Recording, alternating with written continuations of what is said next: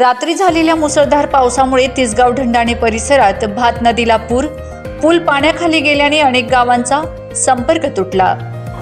धुळे जिल्ह्यात रात्री झालेल्या मुसळधार पावसामुळे तिसगाव ढंढाणे गाव परिसरात असलेल्या भात नदीला पूर आला असून भात नदीच्या फरशी पुलावरून पुराचे पाणी वाहू लागले आहे।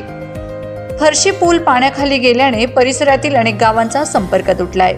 धुळे तालुक्यातील तिसगाव ढंढाणे गाव परिसरात असलेल्या भात नदीला आलेल्या पुरामुळे नदीवरील पूल पाण्याखाली गेला। यामुळे परिसरातील अनेक गावांचा संपर्क तुटला आहे।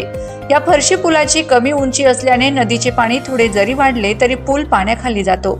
परिणामी तिसगाव ढंढाणे हनुमंतवाडी वडेल रामनगर यांच्यासह अनेक गावांचा संपर्क तुटतो। भात नदीवरील फरशी पुलाची उंची कमी असल्याने पावसाळ्यात नेहमीच येथील ग्रामस्थांचा संपर्क तुटल्याने नागरिकांना त्रास सहन करावा लागत असतो।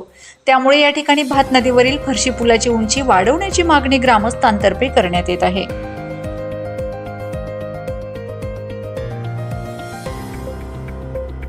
नमस्कार, मी दादाभाऊ फकीरराव पाटील ढंढाणे या गावाचा रहिवासी असल्यामुळे आमच्या तिसगाव ढंढाणे वडेल रामनगर हनुमंतवाडी या नदीला अतिवृष्टीच्या पावसाची खूप पूर आलेला आहे व तसेच विद्यार्थ्यांचा व लोकांचा गैरफायदा असल्यामुळे त्यांना येता जाता येत नसल्याने संपर्क तुटला आहे।